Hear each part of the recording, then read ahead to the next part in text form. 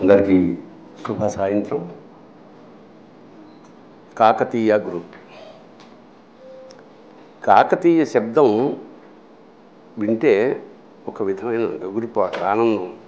ఎందుకంటే చాలా పటిష్టమైన సామ్రాజ్యం.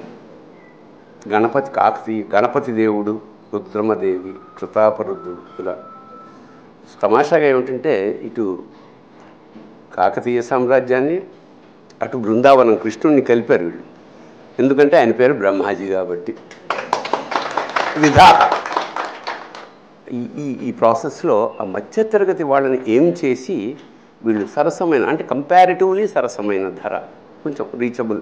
కాకతీయ సామ్రాజ్యపు పటిష్టత, బృందావనపు సౌందర్యము, ఆత్మీయత, ఆధ్యాత్మికత అన్నీ కలగలిసిన ఈ సంస్థ 10 కాలాల పాటు పరిడవిల్లాలని మనస్ఫూర్తిగా కోరుకుంటున్నాను.